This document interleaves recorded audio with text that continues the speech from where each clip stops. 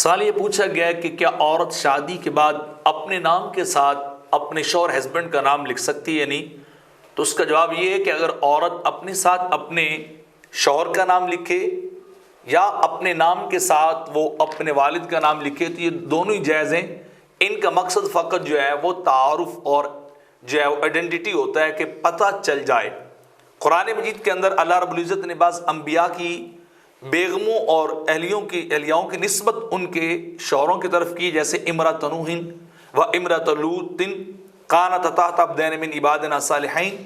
تو یہاں ان دونوں بیویوں کا جو ہے تعارف ان کے شوہروں کے ساتھ کروایا جا رہا ہے۔ اسی طرح بخاری اور مسلم کی روایت حضرت ابو سعید روایت کرتے ہیں کہ ایک عورت زینب نام کی سرکار کی بارگاہ میں آئی تو آپ نے پوچھا کون سی زینب ہے جو اندر آنے کی اجازت طلب کر لی، تو انہوں نے کہا کہ جی امرأۃ ابن مسعود، وہ عبداللہ ابن مسعود کی بیگم جو ہیں وہ آ رہی ہیں۔ تو آپ نے فرمایا ہاں انہیں جو ہے وہ اجازت ہے۔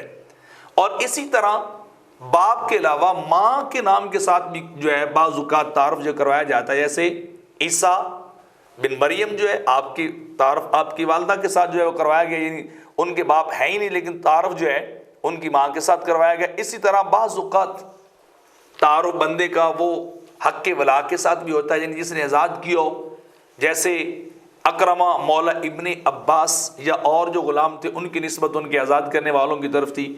اور بعض اوقات پیشے کے اعتبار سے بھی لوگوں کی جو ہے وہ تعارف اور ان کی شناسائی ہوتی تو وہ بھی جائز ہے۔ مطلب یہ ہے کہ یہ صرف اور صرف پہچان کے طریقے، اس کے علاوہ ان کا اور کوئی مقصد نہیں ہے۔ بعض لوگ یہ کہتے ہیں کہ اپنی نسبت اپنے باپ سے ہٹ کر حدیث پاک میں اپنے نسب سے ہٹ کر کسی اور کی طرف نہیں کرنی چاہیے۔